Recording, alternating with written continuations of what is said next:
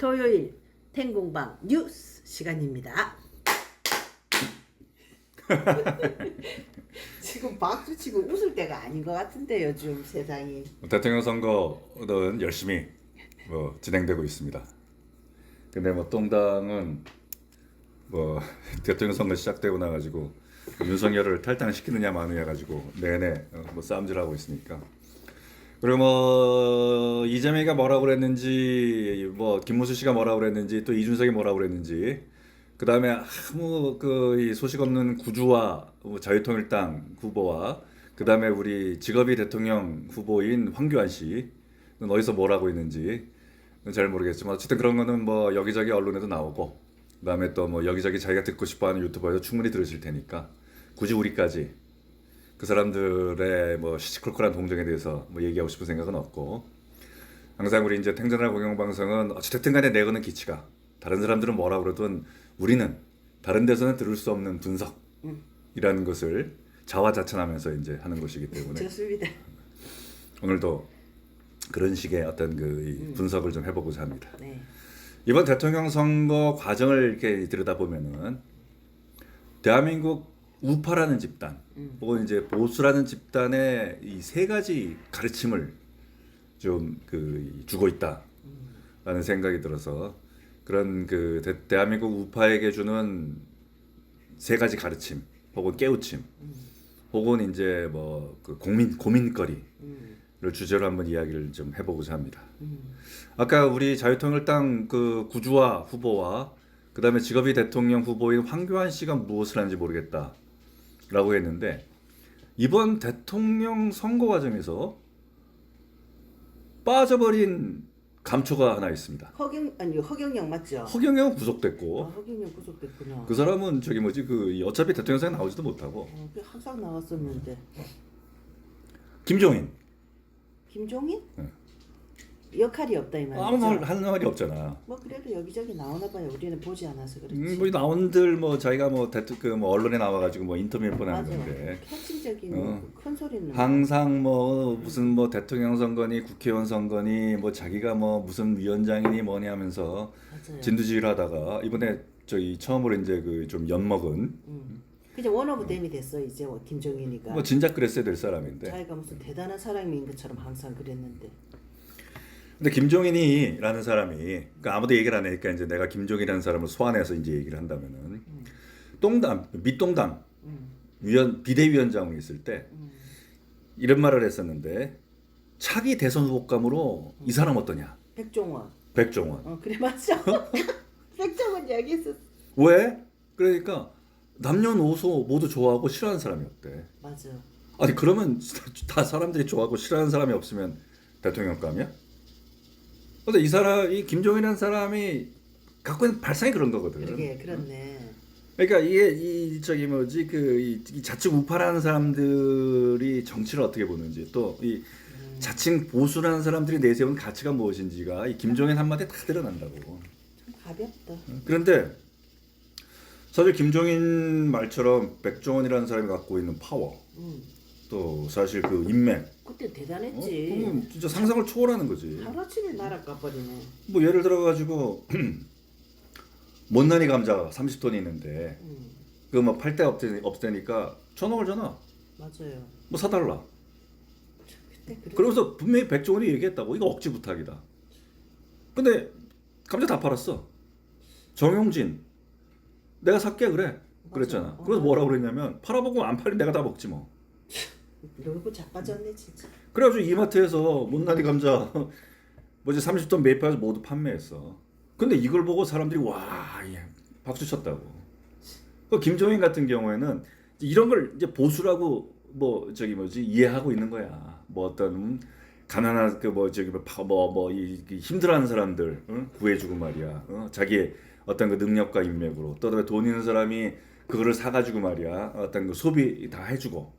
그래서 무엇인가 어떤 도움을 줬다. 자기네는 양반이고 일반 국민들은 쌍놈인데 적선 베푸는 거잖아요. 그러니까 이게 사실 백 좋은 놈이랑 백종원 같이, 그 다음에 돈 많은 사람 정영진 같은, 이런 사람이 적선행이거든. 적선행. 그러니까 적선 베푸는 거잖아요. 원래 우파나 혹은 이제 보수라고 한다면은 이게 30톤이 과잉 생산된 거잖아.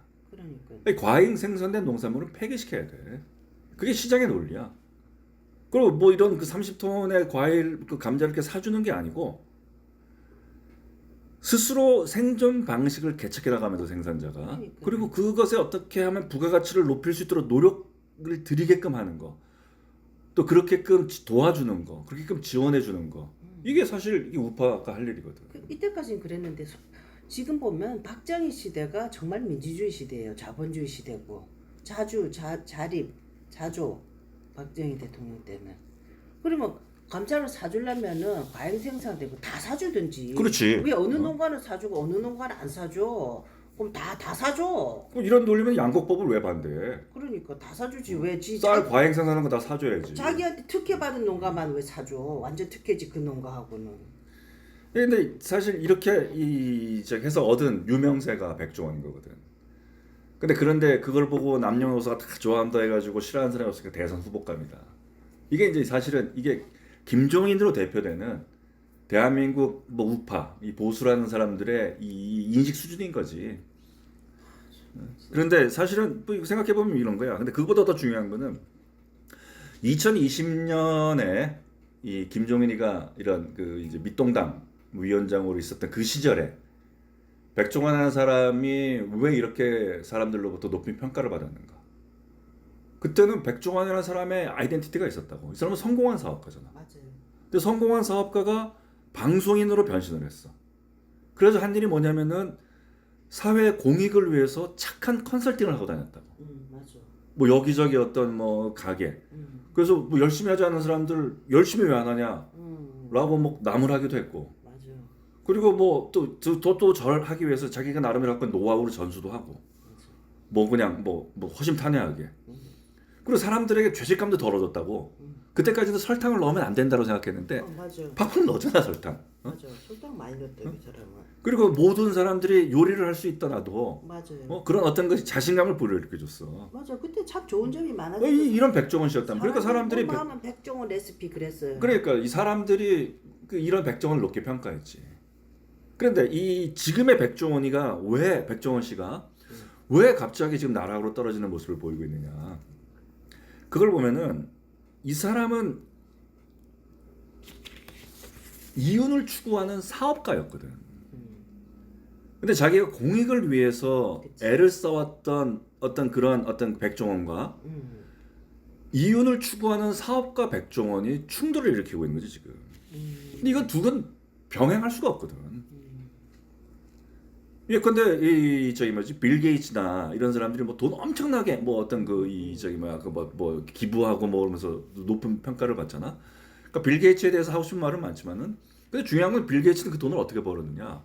마이크로소프트에 자기들 개발한 프로그램에 뭐 MS의 모든 프로그램을 끼워 넣게 했잖아. 끼워 넣게 해가지고 이거를 쓰지 않으면은 MS 마이크로소프트라는 어떤 그 프로그램을 이 컴퓨터 프로그램을 사용하지 못하게끔 만들었잖아. 맞아. 그렇게 해서 시장을 독점했다고. 맞아. 어쨌든 그렇게 해서 돈을 벌었잖아. 돈을 버는 동안에 얘는 적선을 안 했어. 기부를 안 했다고.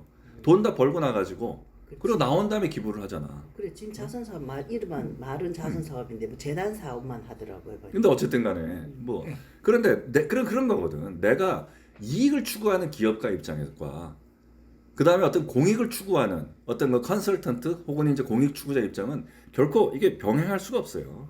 왜 이게 똑같은 거야. 돈과 권력은 같이 줄 수가 없는 거거든.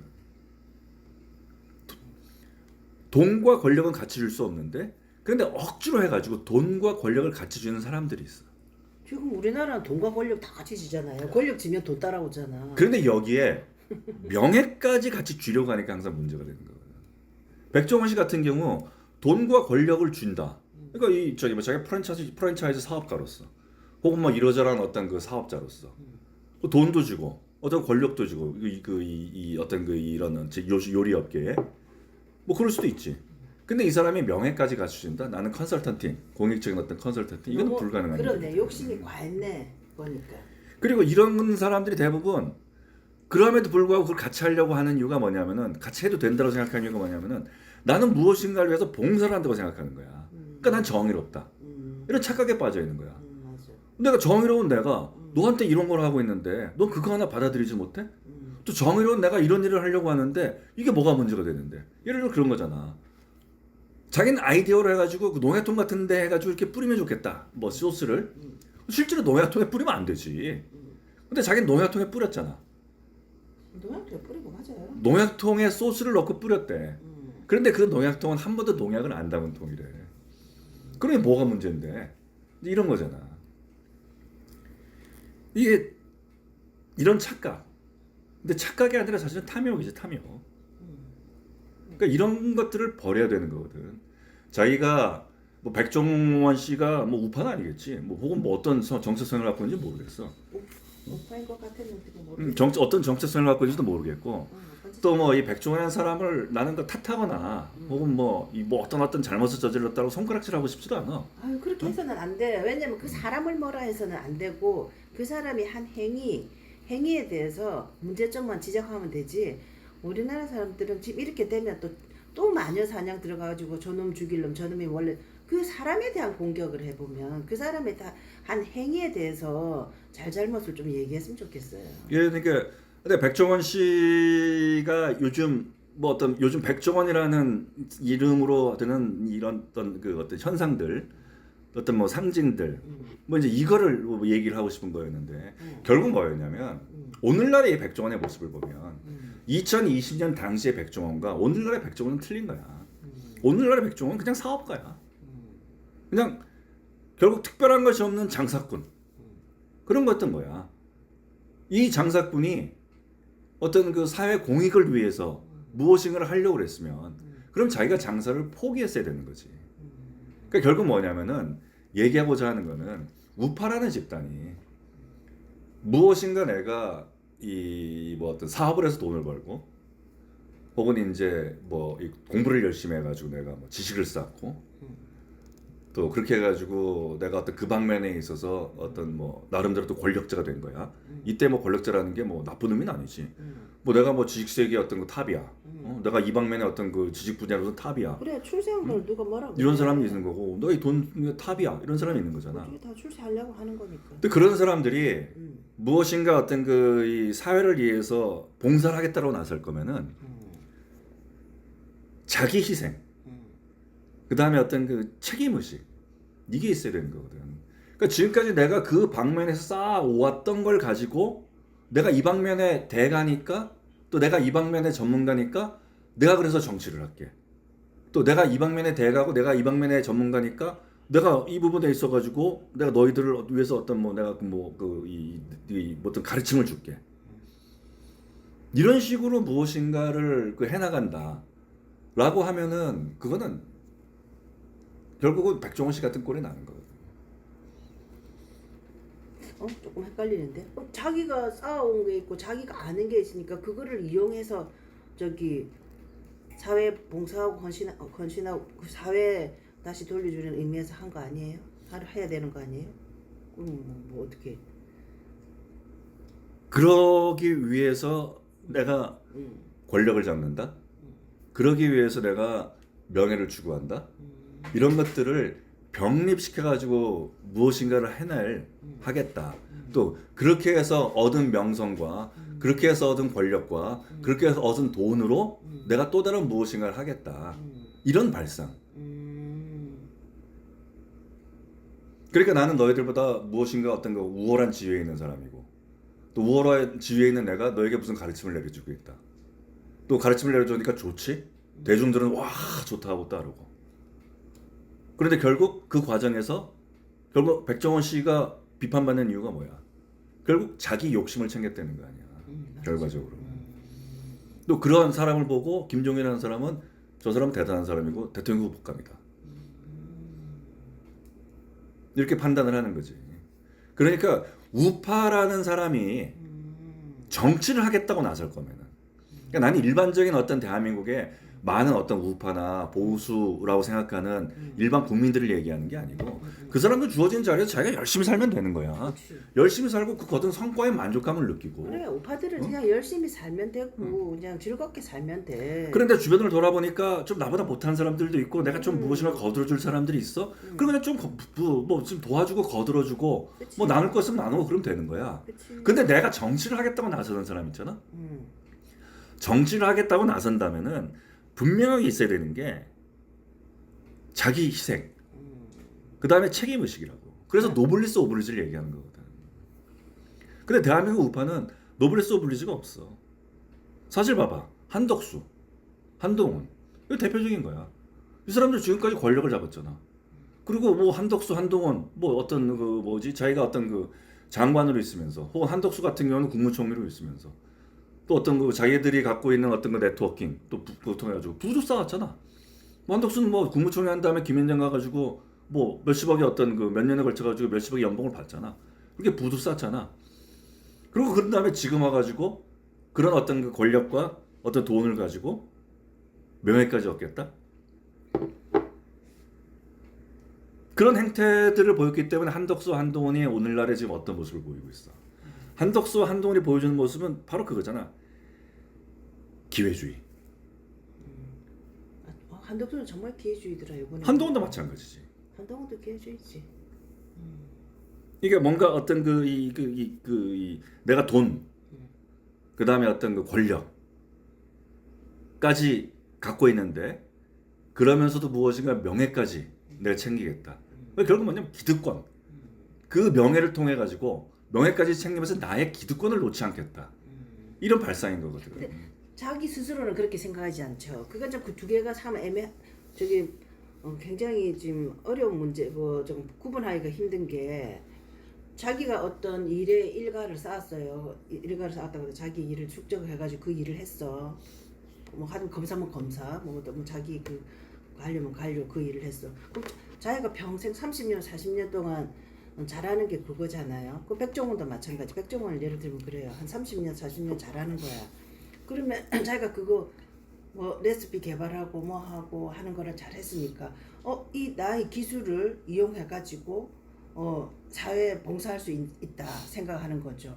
그러니까 자기는 장사를 잘 해가지고 부자 됐는데 장사를 잘 못하고 있는 소상공인이나 그 영세업자들한테 저 가게 보면 왜 저렇게 장사를 못할까 해서 장사를 잘하는 방법을 알려줄 수 있는 거잖아요. 그래서 자기는 그거를 알려주고 또 그거를 교육시키고 함으로써 자기가 사회 봉사하는 거라고 생각할 수 있는 거잖아요. 근데 거기서 희생과 헌신하고 어떻게 연결할 수 있어요? 그렇게 할 거면은 그것만 해야 되는데 이 사람은 예컨대 예산시장 가가지고 어떤 그 시장 자체를 어떤 자기 상업권으로 만들잖아. 그리고 그 시장이라는 걸 가지고 자기가 그 상표 등록까지 하려고 했다고. 상표 등록까지. 근데 특허청에서 상표 출원을 거부했어. 이거는 뭐 그런 예산의 어떤 그 시장이라는 것 자체는 너만이 가질 수 있는 어떤 특수성이 아니다. 그리고 이 사람이 그 뒤로 제주 농가 뭐의 어떤 그 감귤 뭐 어떤 지원해주겠다고 해서 맥주 만든다고 하면서 사실은 따지면은 뭐 맥주값 많은 어떤 그 제주 농가의 어떤 그 감귤을 소비한 것도 아니면서 자기 어떤 맥주 사업. 야 그렇구나. 그리고 또 뭐 예를 들면 또 뭐 무슨 돈까스가 어떻고 뭐 그런 거 있잖아. 그런 거 다 봤어요. 그러니까 결국 이런 것들이 백종원 씨가 지금 와서 비난을 받는 이유는 그렇네.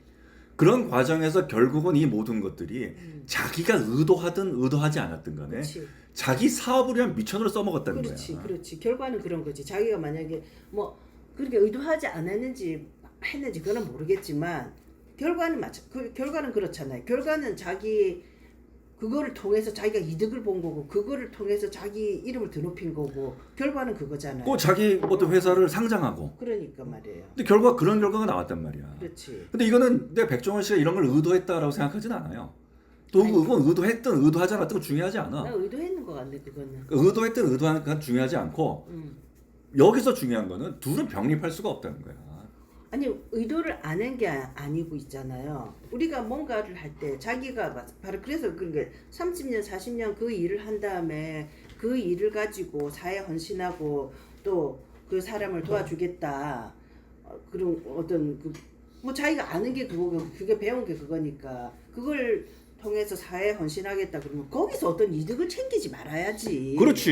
얘기하는 게 그거지. 그 이득을 챙기지 말고 정말 저기 뭐 장사 못하는 사람한테 자기가 그냥 가이드 해주고 교육해주고 자기 많이 벌었잖아. 자기 부자잖아. 그럼 공짜로 해주고 땡이지 땡. 그게 우파가 할 일이지. 그렇기 때문에 그러려면 어떻게 뭐가 필요해요? 자기 희생이 필요한 거잖아. 그렇지 그거는. 그리고 그 책임 의식이 필요한 거잖아. 그래 그러니까는 그렇게 백종원이 한 건 자기 사업을 위해서 자기 그거를 한 거지 다.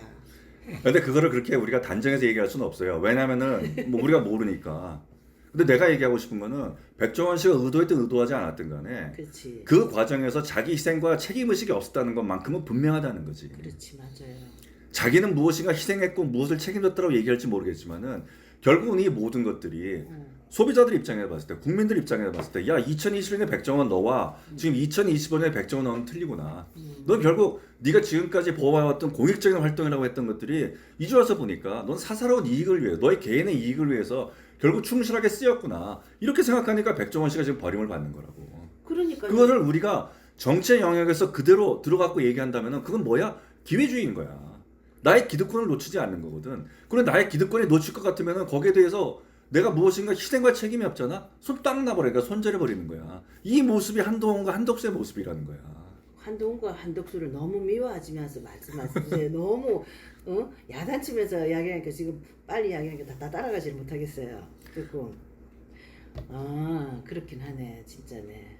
정말이네. 한덕수는 자기가 쭉 살았으니까 자기가 관료로서 쭉 살아왔으니까 내가 나가줄게 하면서 자기는 손해 하나 안 보고 근데 자기는 그거를 뭐 희생 헌신 봉사 국가를 위한다 이렇게 포장을 딱 하잖아요. 자기 스스로를. 포장을 했으면 어찌됐든 간에 한덕수 자기 때문에 가장 망가진 게 누구야? 결국은 똥당이랑 김문수라고. 그치? 그리고 똥당이랑 김문수에게 그나마 이재명은 안 된다라고 하면서 똥당이랑 김문수에게 기대를 걸었던 대한민국의 우파 국민들이야. 근데 한덕수는 자기 단일화할게. 근데 내가 국민의힘 후보로 날 만들어주면 내가 출마할게. 뭐 그 간보다 결국 손 딱 떼버렸잖아. 자기 돈 한 푼도 안 쓰겠다.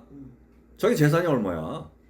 또 재산이 얼마인 걸 떠나가지고 후원회장까지 뒀잖아. 서울대학교 무슨 교수를. 그랬구나. 그러면 후원회장까지 둬서 후원금을 모았다는 거 아니야? 자기가 무엇인가를 해보고자 했다라는 거 아니야? 그런데 결국 어찌됐든 안 됐잖아. 근데 그 자기가 무엇인가 해보고자 하겠다는 게 똥당의 대통령 후보가 자기 목표였어? 아니잖아. 그치. 자기가 내세웠던 건 그게 아니잖아. 자기가 내세웠던 거는 똥당의 대통령 후보가 아니었다고. 자기가 앞에는 두 가지 길이 있다. 하나는 대통령 권한대행으로서 이 주어진 시간 동안에 어떤 미국과의 어떤 통상 교섭이라든가 혹은 대통령 선거 관리라든가 이런 것들을 안정적으로 이끌어 나갈 중책이 있고 뭐 또 하나는 어떤 정치에 참여해가지고 어떤 뭐 대한민국의 어떤 그 미래를 뭐 자기가 무엇인가를 어떤 그걸 뭐 내가 자기가 또 공헌할 또 위해서 노력할 그런 길이 있다라고 얘기했잖아. 그리고 나와가지고 똥당에서 대통령 후보 등록까지 했잖아. 자기 혼자 뭐 새벽 2시 3시 30분에 책임당원하고 그리고 나서 뭐 그렇게 부결되니까 갔잖아. 지금 그 아무것도 지금 기여하고 있지 않죠. 지금 대선. 아무것도 안 하고 있지. 아무것도 안 하고 김문수 망해라 그래. 하면서 고세 지내고 있겠지. 한동훈도 마찬가지야. 한동훈도. 한동훈. 이 똥당이 더 많이 져라. 그러니까. 김문수 더 져라 이러고 있는 거잖아. 그러니까 이 사람들이 도대체 똥당의 대통령 후보가 돼서 무엇을 하겠다라는 게 무엇이었냐고. 이 사람들의 목표는 자기가 똥당의 대통령 후보가 되는 거였어.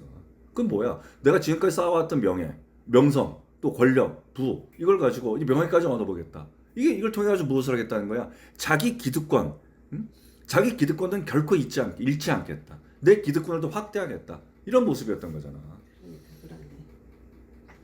이게 백종원 씨로 상징되는 백종원 씨가 그렇다는 게 아니고 우리가 오늘날 백종원이라는 사람의 모습에서 발견되는 아주 그 나쁜 모습들 있잖아. 백종원 씨가 의도했든 의도하지 않았든 그건 잘 모르겠고 하지만 백종원이라는 사람 2020년의 백종원과 2025년의 백종원으로 상징된 그 모습들 이 모습들이 현재 대한민국 우파 자처하고 우파의 지도자를 자처했던 한덕수, 한동훈 또 기타 등등등 이런 사람들의 모습이라는 거야. 기회주의. 결국은 기회주의지. 기회주의가 될 수밖에 없는 건 왜냐면은 내가 기득권을 탐하고 있는 거거든. 내가 기득권을 탐한다는 건 뭐야? 내 희생, 나의 책임 이런 게 없다는 거거든. 그래. 자기 희생이나 자기 책임이 없어. 뭐 근데 왜 자기 희생이나 자기 책임이 없냐면 이제 뭐 자기 희생, 자기 책임 그거가 조금 이게 표현하기가 힘든 게 한동훈 같은 경우도 그렇고 보면 자기 그런 것 같아요. 자기 말은 자기 희생, 자기 책임을 얘기를 하거든. 자기 책임 뭐 근데 한동훈 얘기 말하는 소리 듣기 싫어가지고 잘 안 듣는데 얼핏씩 들으면 자기가 만들고 싶은 나라, 뭐 자기가 뭐 주장하는 뭐 어떤 그런 보수의 뭐 새로운 보수하면서 주둥이를 떠들어 걔가 보면 그러면서 자기가 마치 그런 거를 이룰 수 있는 이루는 것이 어떤 뭐 최대의 선 내지는 자기가 어떤 이 사회에 이 국가에 기여한다라는 그 책임에 빠져 있어 나름대로는 제가 볼 때는 그게 자기는 헌신이고 막 어떻게 생각하면 조국이 깍듯하게 인사하고 막 깍듯하게 악수하고 이런 거 있잖아요. 그런 모습 있잖아요. 또 그런 모습을 한동훈한테 보거든요. 근데 어떤 희생과 헌신을 한번 해본 적이 없으니까 그런 걸 모르는 것 같아 제가 보기에는. 모르는 게 아니고 아예 희생과 헌신이라는 것에 대해서는 이해가 없는 거야. 이해가. 자기가 희생과 헌신이 있는 놈이라면은 기타 치고 음식 먹으면서 당이 이런 상황 속에 있을 때 니들 나한테 알리바이 되지 마. 뭐 선거운동 첫날부터 내가 누구 때문에 졌다라는 알리바이 되려고 지금 뭐 나를 찾는 것 같은데 이러지 마. 이러고 있는 거. 그게 자기가 만약에 진짜로 그런 나라를 만들어 보고 싶다라고 했으면은 그럼 그런 나라를 만드는 데 있어서 조금이라도 도움이 되게 한 무엇인가 노력을 해야 될 거 아니야. 근데 그건 아니잖아. 아 이재명 이겨라, 김무수 져라, 똥땅 크게 져라, 뒷땅은 내 땅이다 이러고 있는 거잖아. 맞네. 그러니까 우파라는 사람은 내가 어떠한 지금까지 명성을 쌓았고 어떠한 내가 권력을 누려왔고 어떤 명예를 누려왔고 또 어떤 부를 누려왔고 그건 좋아. 근데 내가 이걸 가지고 무엇인가 나라를 위해서 그리고 국민을 위해서 무엇인가 해보겠다라고 한다면은 제일 처음 보여줘야 될 모습이 자기 희생 그다음에 책임의식이라고. 근데 백종원 씨한테서 우리가 자기 희생과 책임의식을 찾지 못하고 있듯이 한덕수, 한동훈 이런 우파라는 집단에게서 자기 희생과 자기 헌신, 책임의식을 우리가 찾지를 못하는 거야. 그래 결국 뭐야? 우파라는 집단. 기득권 집단인 거야. 기득권을 노리는 거야. 그리고 기득권이 나에게 주어지지 않을 거잖아. 그럼 손 싹 빼버리는 거야. 우리 이걸 뭐라 그래? 기회주의라고 하는 거지. 그렇구나. 그러니까 대한민국 대통령 선거 과정에서 우리는 우파의 지도자를 자처하는 사람들이 보여주고 있는 기회주의. 그러니까 우파가 사실 좌파는 아주 이 설득력이 높거든. 좌파가 얘기하는 거는. 왜냐면 나 바로 해버릴게. 엎어버릴게. 저 우리 기득권 우리 위에 어떤 우리가 먹어야 될 것, 이거를 가져가는. 뺏어가는 이 권력자 집단들 저거 타도하고 내가 왜 이렇게 못 살게 살아? 못 살아? 저놈들이 내가 애써서 벌어들인 어떤 성과들 다 쟤들이 뺏어갔기 때문 아니야? 내가 다 바로 잡아줄게. 속 시원하잖아. 참 쉽다. 좌파가 참 쉽다. 이게 우파야. 근데 이게 좌파라고. 근데 우파는 그런 모습이 아니란 말이야. 그래 자기 인생이 자기 헌신. 우파는 점진적인 개혁이거든. 그리고 내가 지금 무엇인가를 바꾸고자 하는 것이 우리가 지금까지 쌓아왔던 우리의 선조들이 또 우리 국민들이 우리 동시대 사람들이 쌓아왔던 어떤 그 많은 어떤 이 점진적으로 조금씩 일어났던 변화, 그 변화의 올바른 방향 속에 있는가도 끊임없이 되돌아봐야 되는 거거든. 이게 우파거든. 근데 이런 우파임에도 불구하고 이 우파가 설득력을 가질 수 있는 게 무엇이냐? 그거는 그 속에 담겨 있는 진정성이거든. 진정성. 응? 그리고 그 속에 담겨져 있는 어떤 이 품격이란 말이야. 도덕성이고 그 도덕성 품격 이게 뭐야? 자기 희생 자기 책임이거든. 책임의식이거든. 그러니까 이걸 다른 말로 뭐라고 그러는 거야? 노블리스 오블리주. 맞네. 그래서 우파의 가치는 노블리스 오블리주라는 거거든. 좌파는 결코 가질 수 없는 가치인 거야. 노블리스 오블리주가. 좌파도 그렇게 하면 안 돼? 좌파들이 더 부자고 좌파들이 더 권력을 가졌는데. 안 그러잖아. 그러니까 오렌지 좌파라고 하는 거지. 그리고 그런 게 없으니까 좌파들은 맨날 내로남불이구나. 그러니까 내 걸 주겠다는 게 아니잖아. 제 걸 뺏어 줄게잖아. 맞네. 좌파가 언제 내 걸 줄 거라고 그랬어? 아니잖아. 조국이도 지금 몇십억 자산가잖아. 이재명도 마찬가지잖아. 자기 삶에 있어서 무엇인가를 나눠준 적이 있어? 아니잖아. 돈 뜯어가지고 자기 웅동학원 아직까지 캠코에 100억 넘는도 안 갖고 있잖아. 근데 뭐 지난번에 얘기했지만은 미국의 저기 뭐지 그 샌더스 저 백만장자잖아. 그러면서 사회주의를 얘기하잖아. 뭐 당신 백만장자인데 무슨 사회주의를 얘기하냐? 당신 갖고 있는 재산을 사회에서 뭐 환원하고 헌신해 봤냐? 그랬더니 기자 양반, 너도 책 써도 돈 벌어 나처럼.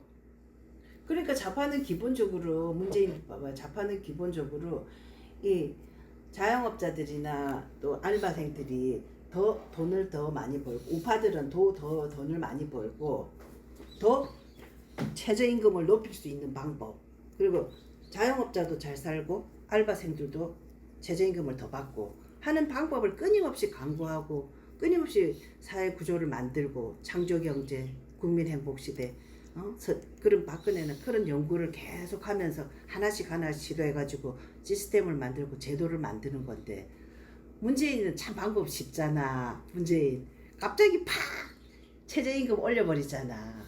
그래가지고 그건 최저임금을 알바생들이 먼저 7,000원 10,000원으로 팍 올려가지고 내 돈 아니잖아.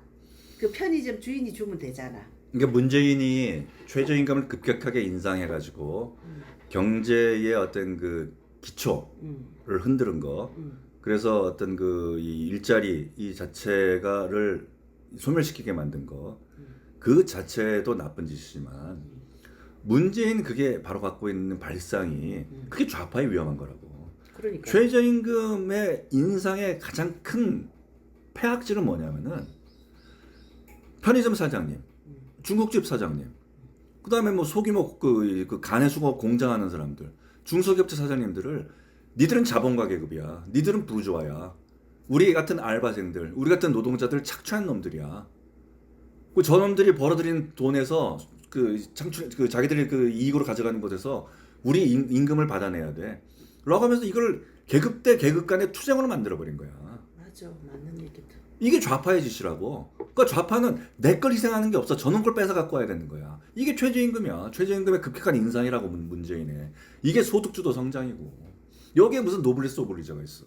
그러니까요. 그렇네. 그럼 문재인이는 하는 짓이 그 좌파들은 하는 짓이 막 사람들끼리 싸우게 만들어가지고 지는 지 호주머니는 자꾸 쌓여가. 자기는 저금통에 막 저끼리 막 태양광이니 뭐니 해가지고 자기네 막 예금 잔고는 막 5만 사업 다 하니까 막 쌓여가. 근데 사람들을 막 이전 투구하는 거야. 막 편의점 알바생하고 막 주인하고 막 급격하게 올려고 너희끼리 싸워가지고 저는 너네끼리 싸워가지고 박터지게 싸워봐 하면서 막 사람들을 막 아비규환인데 자기네들은 다 부자 됐잖아.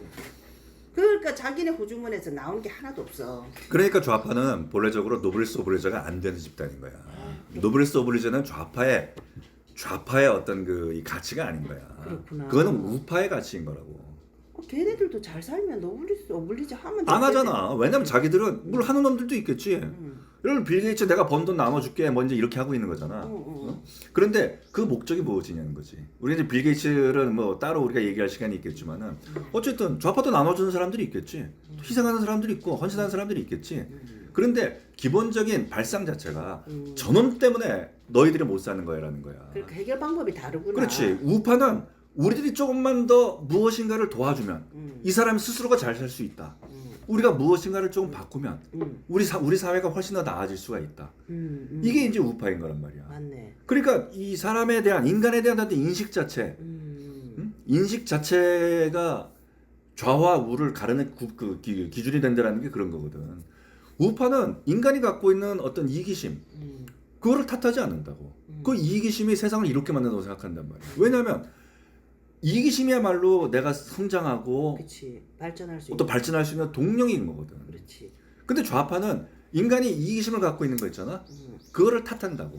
저놈의 이기심 때문에 우리가 억압되고 우리가 못 살고 있는 거야. 그러니까 저놈의 이기심을 통해 가지고 저놈이 우리로부터 뺏어간 거 우리가 다시 뺏어보자. 이게 좌파인 거야. 그러니까 해결 방법이 다르다. 그러니까 우파는 끊임없이 자기 스스로를 돌아보고 자기 성찰을 하고 주변을 살펴보고 이렇게 하면서 자꾸 방법을 찾아 나가는데 그러니까 사람들이 봤을 땐 답답하고 그치 힘들고 빨리빨리 안 어려운 길인 거지. 그치 빨리빨리 안 되지. 근데 좌파는 해결 방법 자체가 막 저놈 딱 뒤통수 쳐가지고 저거 뺏어가지고 하면 되니까 빠르지 쉽고 쉽지 아주. 쉽고 빠르고 그리고 그렇게 막 떠들어대는 사람들 영웅시하면 되는 거고. 맞아 또 그래 뭐 박수 치고 막 그러고. 근데 그 사람들이 양산에서 어떤 성을 쌓고 쌓고 살고 있는지. 그러니까 맞아. 그리고 또 그 사람이 자기가 집안에 어떤 거 학원 내 돈을 어떻게 빼돌려 가지고 아직까지 그걸 국고에 환납시키지 않고 있는지에 대해서 관심이 없는 거야. 왜 눈 감고 있는 거야?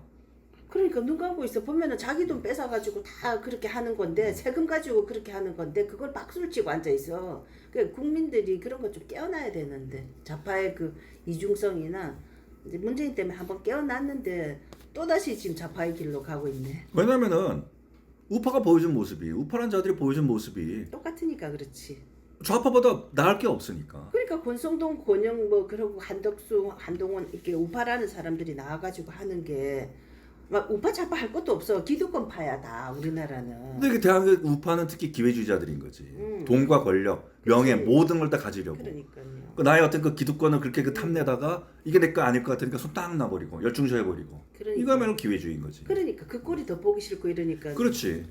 그러니까 대한민국에서 이런 어떤 그 이 대통령 선거가 이번 대통령 선거가 대한민국 우파에 보여주는 모습 중에 하나가 그래서 첫 번째가 이 기득권 어떤 그 기회주의.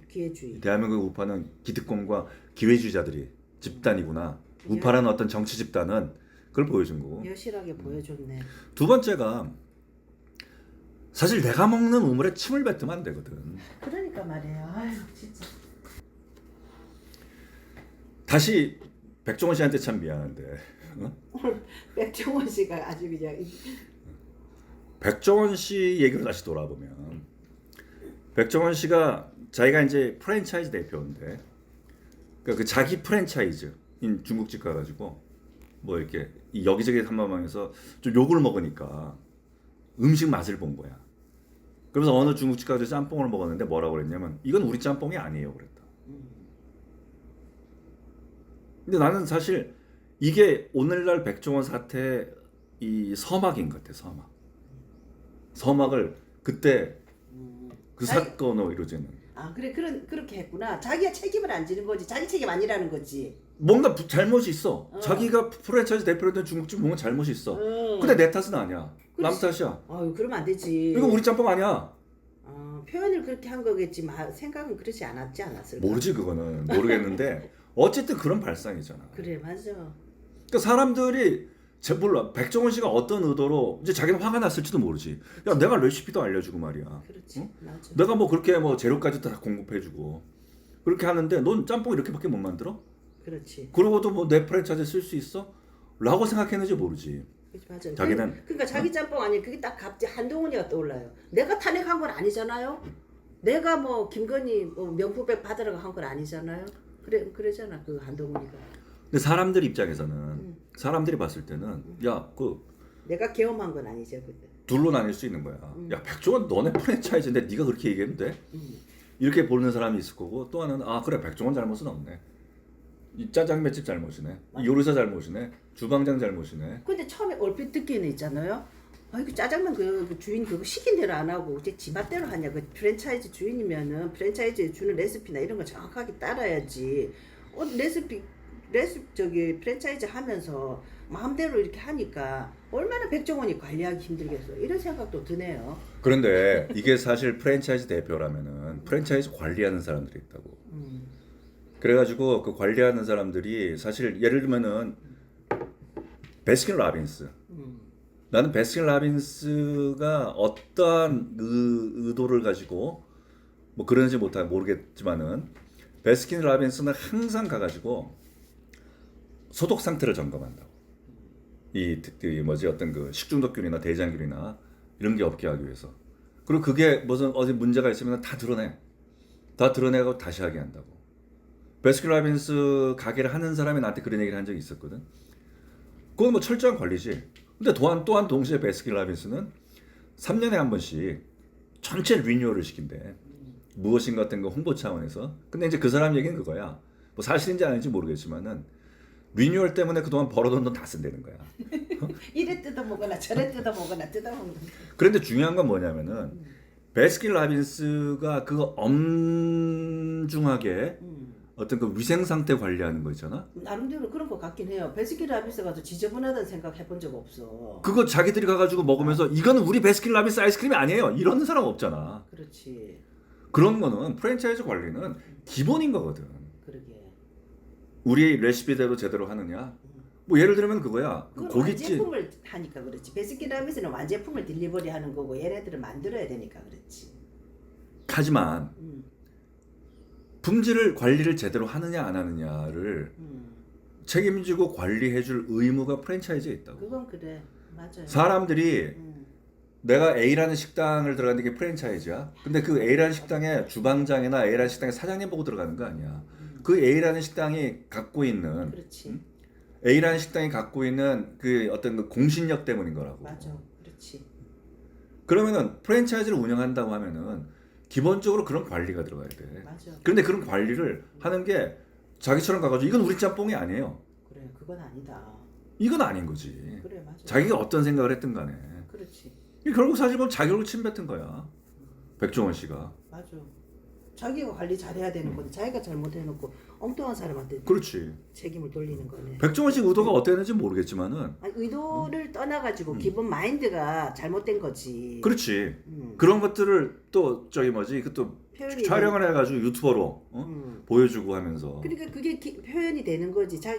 사람의 생각과 말은 생각에서 나오는 거잖아요. 그러니까 말하는 걸 들어보면 어떤 생각을 하고 있는가 알 수 있는 것처럼 자기가 그런 생각을 하고 있으니까 뭐 자기가 완전히 그게 내 거고 그 프랜차이즈가 내 거고 여기가 내 주인이고 나의 어떤 그 뭐랄까 나의 책임이 달려 있고 내 이름에 그 자기가 뭐 무슨 상하이 짬뽕이 뭐 백다방이 뭐 이 커피는 내 커피야. 내가 만드는 거야. 내 책임이야. 자기의 그 브랜드에 대한 책임을 갖고 있다면 이런 게 나오면은 아니 어떻게 해서 이렇게 됐느냐 하면서 그거를 자기 책임으로 생각하겠죠. 그게 내 거니까. 근데 그게 내 거 아니고 이제 저 사람 거 나는 돈만 받은 거니까 너 네 책임이다 이런 식으로 가는 거지 걔네가. 그 사고가 자체가 그렇게 돼 있으니까 이건 내 짬뽕 아니다. 참 약간의 차이인데 참 그런 것 같아요. 근데 어쨌든 이 방면의 대가는 홍준표 씨야. 이 사람이 홍준표 정말 추악해서 못 보겠어요 요새 하는 짓. 이 자기 사실 생각해 보면 홍준표 국회에서 뭐 당 대표까지 지냈잖아. 대표도 2번이나 지냈어. 그리고 경상남도에서 또 대구에서 맞아. 누릴 거 다 누린 사람이야. 이게 홍준표야. 뭐 자기는 다 자기를 혼자 했다고 그러는데 단 한 차례도 무소속으로 나온 적이 없어. 다 똥당. 어? 근데 지금 결국 뭐야? 자기 먹던 우물에 침 뱉고. 결국 다 하는 모든 건 거잖아. 자기 힘으로 했다 이 말이잖아요. 그래. 그리고 뭐 그러고 나서 결국 보면 이거는 우리 짬뽕이 아니라 똑같은 거잖아. 이건 우리 당이 아니에요. 그리고 지금 가버리는 거 아니야. 이 홍준표가 스스로 독고다이라고 얘기하는데, 근데 홍준표 이 아주 친한 정치인이 2명 있어요. 하나가 이재명이고 하나가 이준석이야. 왜 그래? 아니 저기 뭐지 이재명 같은 경우 봐봐. 그 나를 고르고 골라가지고 윤석열이 대통령 취임하고 나서 1주년 될 때 그때 홍준표는 대놓고 이재명을 자기 대구시장실에 불러가지고 만났잖아. 그래 맞아요. 그래가지고 만나가지고 무슨 뭐야 대구에서 뭐 광주에 있는 무슨 뭐 고속도로 달빛 달빛 뭐 그런 거 얘기하고 그 이재명이가 왜 선거 나와가지고 민생을 위해서 뭐 유능하고 충직한 사람을 가리지 않고 적재적소에 잘 쓰는 것을 통해 성과를 내고 평가받고 싶다 이렇게 한마디 했나 보지. 그리고 난 다음에 막 나온 게 뭐야? 홍준표 국무총리. 그러더라고요. 그 이재명이가 홍준표한테 그런 거 아니야. 뭐 뜻을 펼치지 못하고 정계 은퇴 선언한 게 안타깝다. 돌아오면 우리 막걸리 한잔하자. 뭐 그러니까 뭐 홍빠들이 뭐 이 이재명 지지하고 뭐 이병태 같은 사람은 뭐 이재명한테 가가지고 니들이 내 말을 듣든 안 듣든 나는 어떤 그 저기 뭐지 그 정통 경제에 대한 어떤 가르침을 주겠다. 이렇게 뭐 떠들고 그러잖아. 그런데 이재명이 어떤 사람이야? 존경하는 박근혜 대통령이라고 했다가 그러니까 이 저기 뭐 존경하는 박근혜라고 했더니 진짜로 존경한 줄 알더라. 이런 이재명이잖아. 맞아. 근데 뭐 진짜로 막걸리하고 진짜로 국무총리 시킬 줄 뭐 알고 뭐 홍준표, 홍준랑 홍빠들이 설마 그렇게 생각하진 않겠지. 이게 자기들 그렇게 생각하지 않겠지. 근데 자기들이 뭔가 지금 어떤 뭐 이 좌든 우든 뭐 똥당이든 아니면 뭐 저기 뭐 민주당이든 자기들이 갖고 있는 어떤 이 영향력 이 무엇인가 있다라고 생각하는 것 같은데 선거는 이삭 죽거든. 이삭이라도 죽는 게 선거야. 홍준표는 이재명 입장에서 봤을 때는 조금 알갱이가 큰 이삭인 거야. 그리고 주웠더니 그거 몇 개 좀 달라붙는 게 있는 거야. 그거 가지고 립 서비스 했는데 이 난리를 치고 있어. 그러니까 이 홍준표라는 놈이 그러면서 또 거기에 부안해동하고 있잖아. 그게 뭐야? 지금 자기 우물에 침 뱉고 있는 거야. 자기가 먹던 우물에. 아유, 난 떠났다고. 진짜 한 너무 추잡스러워. 좀 그러니까 우파가 아니야. 노블리스 오블리즈 노블리스야. 노블리스 오블리지가 아니지. 만약에 그렇다 하더라도 홍준표 자기도 내가 어떤 수모를 진짜로 수모를 당했다 하더라도 무엇인가는 내가 몸담았던 당인데 니들이 날 버렸으니까 내가 갈게 이게 아니고 니들이 버리더라도 날 버리더라도 너 진짜로 버렸어? 아니 버렸으면 자기가 20년 넘게 이렇게 이 당에서 그 영화를 누려왔어? 20년이 뭐야? 30년이지 30년. 그러니까. 온갖 누릴 건 다 누려놓고 이제 와가지고 뭐 자기가 대통령 후보가 될 줄 알았는데 썩렬이가 말이야 한덕수 시키려고 김문수 띄워주고 뭐 자기 버렸다. 썩렬이한테 2번 당했다. 한 번은 썩렬이한테 당하고 한 번은 한동훈이한테 당하고 뭐 이런 식으로 하면서 그러니까 요즘 이 똥당 애들 하는 거 보면요. 똥당 애들 하는 거 보면 야 박근혜 대통령을 이 당이 내가 그런 얘기 했잖아요. 지금 박근혜 대통령이 국민의힘 대선 후보로 나온다 해도 나는 국민의힘을 찍을 생각이 없어. 진짜. 왜냐면 박근혜 대통령이 그렇게 좋아하는 박근혜 대통령을 좋아해서 좋아했던 게 아닌 것 같아요. 박근혜 대통령 참 좋아했는데 보면 뭐 그냥 너무 차별화되니까 하는 게 모든 게 침을 뱉고 칼을 진짜 막 짓밟고 난도질을 하려고 그러면 박근혜가 해야지 1000번 만번 사실. 근데 얘네들 하는 거하고 박근혜 대통령하고 하는 거 봐봐요. 너무나 진짜 다르잖아요. 그런 모든 그거 속에서도 다 그냥 입 다물고 있고 또 뭐 권성동이 온다 해도 만나고 또 만나는 걸 가지고 사람들이 히히해야 하는데 자기 스탠스를 다 그대로 유지하잖아요. 그렇게. 그러니까 자기가 속했던 곳이고 자기가 했던 곳이니까 박근혜는 거기다가 뭐라 그러질 않잖아 전혀. 홍준표하고 봐. 너무 진짜 저건 홍준표는 방자고 박근혜 대통령은 춘향이야. 착각하지 말라 그래. 박근혜는 춘향이야. 지는 방자고. 홍준표랑 친한 또 한 명의 정치인 이준석. 둘은 빗속에서 홍준표가 대구시장 시절에 서로 치맥을 나눈 사이거든. 빗속에서 서가지고 뭐 서로 잘났다 지켜주고 그러면서. 그리고 홍준표가 뭐라고 그러니까 권영세가 이쪽에 뭐 한마디 하니까 또 거기에 권영세 싸가지 없는 놈 이렇게 해가지고 뭐 편들어주고 그러잖아. 그리고 뭐 저 똥당 경선 과정에서도 이준석이랑 홍준표랑 서로 뭐 격려하고 뭐 네가 그래도 됐으면 좋겠다 뭐 이렇게 하고 뭐 그런 사이잖아. 맞아. 홍준표랑 또 이준석이랑 둘이 짝짝꿍하고 그러대요. 그 바쁜 시간에 홍준표가 미국 간다니까. 맞아. 공항까지 쫓아가가지고 뭐 배우 행사까지 했잖아. 뭔가 어떤 얘도 이제 이삭 주소 보려고 자기 홍준표가 갖고 있다는 어떤 표가 있으니까 이삭이라도 한번 주워 보려고 그랬는데 근데 뭐 이준석이나 홍준표나 다 똑같은 놈인데 근데 홍준표를 이준석이가 만난 곳이 인천공항 귀빈실이야. 그 인천공항 귀빈실에서 만난 사진이 뭐 여기저기서 막 뭐 언론사에서 막 그거를 갖고 찍어갖고 막 보도를 했더라고. 홍준표 쥐가 뭔데 귀빈실로 가? 근데 귀빈실은 공항에서의 귀빈 예우에 관한 규칙이 있어요. 이게 국토교통부 그 령인데 대통령, 전직 대통령. 음. 그 다음에 전 현직 국회의장, 대법원장, 헌법재판소장, 국무총리, 중앙선거관리위원회 위원장. 음.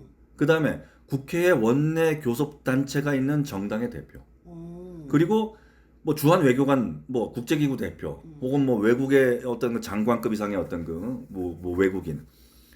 그 다음에 공무와 관련된 일정을 수행하는 사람인데 이거는 뭐 한국공항공사 뭐 사장이 정하는 것에 의해 가지고. 그런 게 있겠지. 홍준표가 전직 대통령이야? 홍준표가 국회의장을 지냈어? 대법원장이야? 홍준표가 선관위원장 했어? 홍준표가 지금 뭐 원내 교섭단체에 있는 정당 대표야? 그럼 누가 그거 그 홍준표 기분? 홍준표가 지금 하와이 가는 게 공무야? 세상에. 아무런 고민 없이 그냥 자기는 그냥 귀빈실 가는 거야. 그러면은 그 공항공사 직원들도 그냥 귀빈실로 안내하는 거야. 이거야말로 특권 의식이지 뭐야. 이런 특권 의식에 쪄들어 있다고 홍준표가. 그리고 그런 것에 아무 고민 없이 공항 귀빈실 가가지고 홍준표랑 만나는 이준석.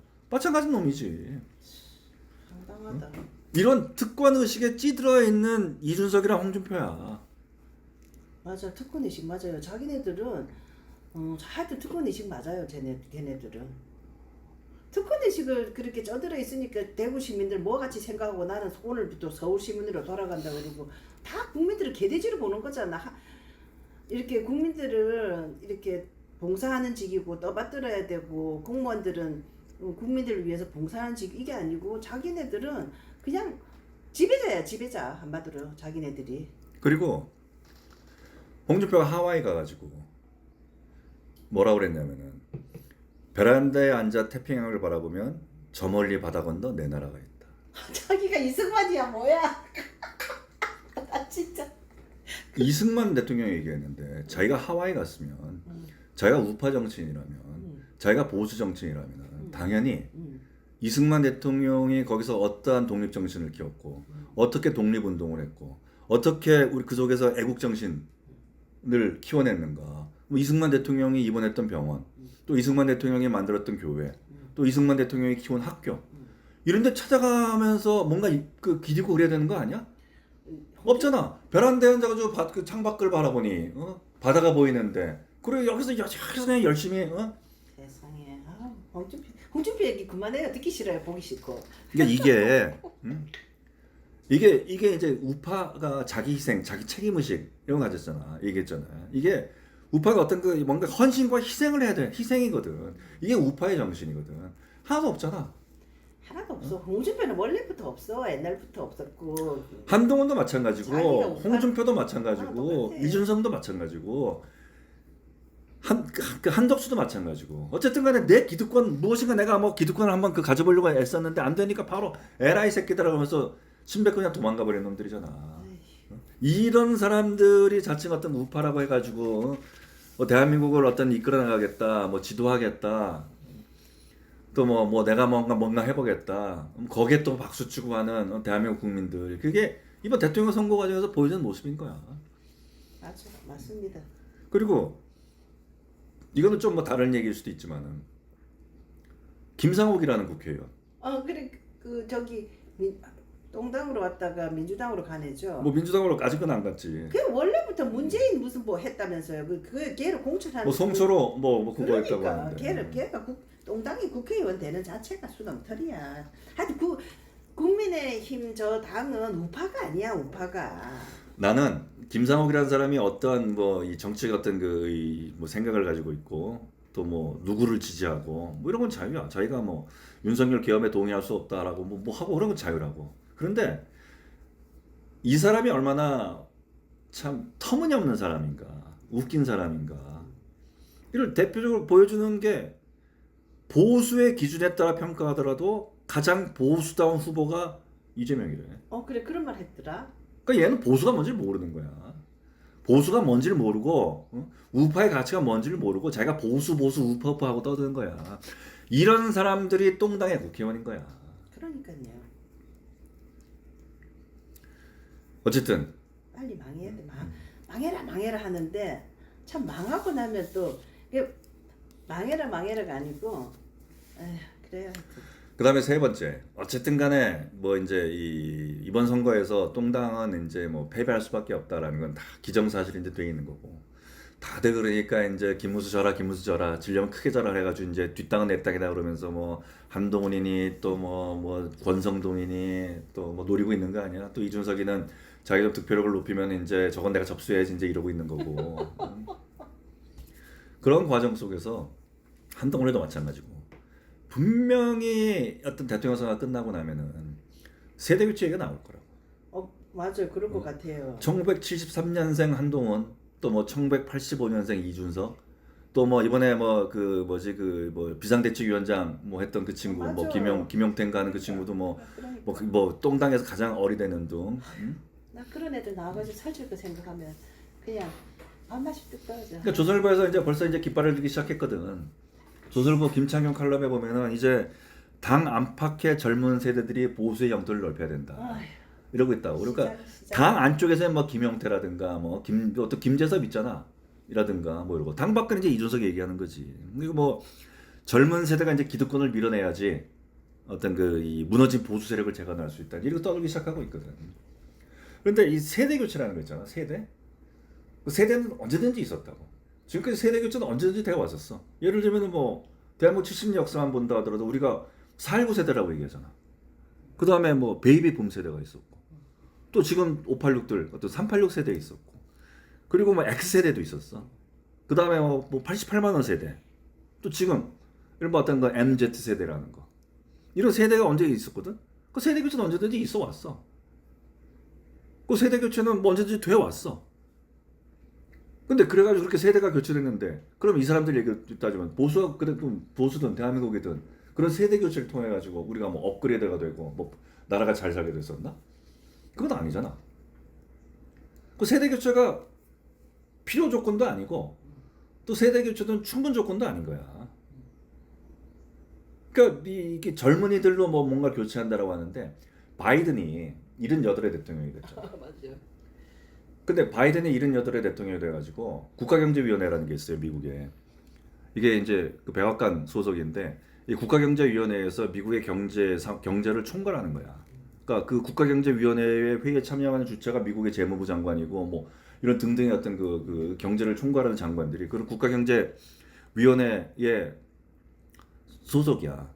그 국가경제위원회 위원장으로 43살의 브라이언 디스, 이 사람을 국가경제위원회 위원장으로 앉혔어. 43이야. 그리고 미국에도 이 이제 연방거래위원회라는 게 있어. 우리나라식으로 치면 공정거래위원회지.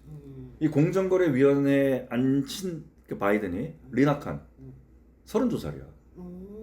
근데 이 브라이언 디스나 리나칸이 각각 뭐 지금 뭐 43, 32 젊어서 앉혔을까? 그렇게. 아니거든. 이 사람들은 각자 그 분야에 있어가지고 전문성, 그렇겠지. 그리고 어떤 그 경험, 그 능력 이런 데서 나이를 떠나가지고 다른 사람들을 앞섰기 때문이야. 맞아. 그래가지고 그 자리에 앉히는 거라고. 나이가 기준이 아니었어. 맞아.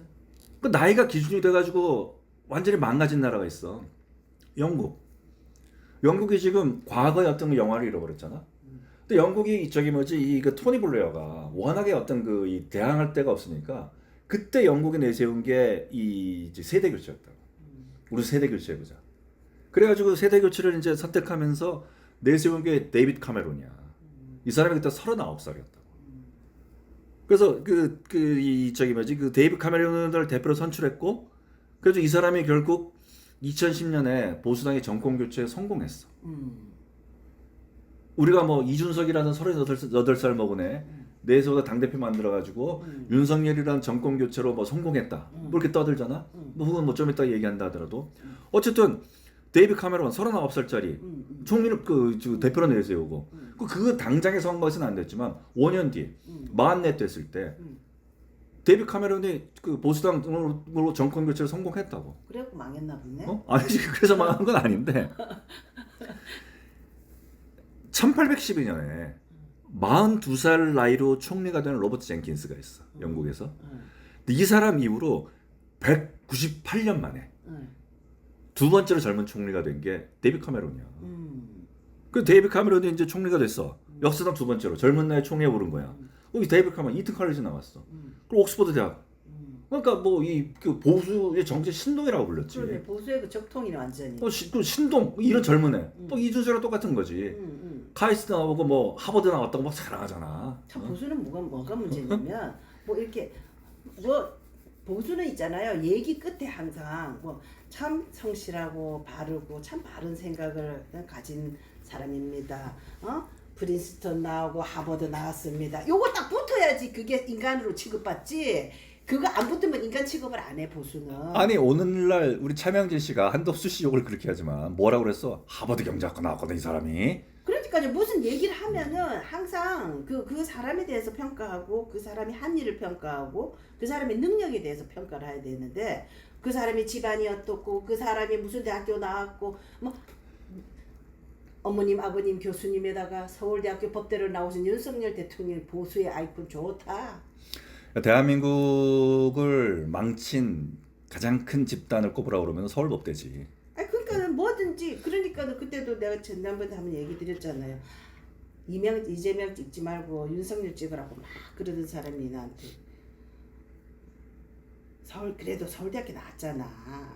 하여튼 근데 그런 걸 떠나고 아무리 바로 특권 의식을 가지지 않고 헌신 봉사하는 삶은 목사님이든 그리고 또 하여튼 모든 우파들 대부분의 우파들 바로 된 생각을 가지고 있다는 많은 사람들의 우파들이 보면 꼭 학벌주의야. 뭐 하면은 무슨 대학 참 우리 아들이 그냥 학교도 공부도 안 하고 개판 치고 해가지고 내가 고민하고 했는데 나중에 가서 지가 스스로 열심히 하고 해서 그다음 끝이 뭔지 아세요? 스스로 열심히 해서 사회봉사하고 자기 삶을 열심히 살아가는 참 바른 청년이 됐다. 요렇게 되면 우파로서는 성공신화가 아니야. 참 공부도 못하고 막 개판 치고 애들 때리고 이랬는데 개가천선해가지고 열심히 공부도 하고 잘 해가지고 해서 무슨 대학교 나왔다. 요거 붙어야지 성공신화지. 이거 안 붙으면은 인간 취급이 안 돼. 그러니까 대한민국에서 능력주의는 특히 우파의 능력주의는 능력주의가 아니라 속물주의인 거지. 그렇기 때문에 우리가 탱자라 공영방송에서 그런 영상도 만들었었는데 그 사람이 어디 나와서가 중요한 게 아니고 그러니까요. 그 사람이 무엇을 했기 때문에 그러니까. 어떤 성취를 이뤘기 때문에 그렇기 때문에 그 사람은 능력이 있다라는 거거든. 맞아요. 근데 어쨌든 그 사람이 한 것을 성취를 이룬 성과를 이야기를 해야 되는데 꼭 네. 대한민국에서 하버드 나와가지고 그 대한민국을 뭐지 이 혼돈으로 빠뜨리고 있는 세 사람이 있다고 얘기하는 거잖아. 한덕수, 이준석, 강용석. 강용석도 그 뛰어난 재능을 가지고 왜 그렇게 사는지 몰라. 또 중요한 거는 이 이튼 칼리지를 나오고 맞아요. 옥스퍼드 대학을 나왔다 그러면은 영국의 보수당에서는 적통이거든 적통. 이런 애인데 나이까지 젊어. 그러니까 정치 신동이지. 그렇네. 그 정권까지 교체했잖아.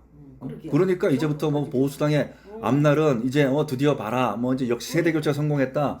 이렇게 이제 떠들었을 거 아니야. 그러니까. 근데 2015년에 이제 또 이제 이 선거를 치러야 되는데 2015년에 안 되겠거든. 그러니까 데이브 카메론이 내세운 게 내가 이번 총선 끝나고 난 다음에 우리가 유럽 연합에서 탈퇴할 것이냐 여부를 국민투표에 붙이겠다고 그랬다. 걔구나. 데이비 카메론 여자? 남자? 남자지. 내가 국민투표에 붙일게라고 해가지고 왜냐면 당시에 어떤 그 유럽 뭐 이슬람 난민들이 막 몰려 들어오고 말이야. 그 다음에 어떤 그 유럽으로부터 자기들의 어떤 이 많은 어떤 그 경제적으로 어떤 그 침탈을 당하는 것 같고라는 어떤 정서가 팽배했거든. 영국 국민들한테. 그러니까 내가 브렉시트 할게.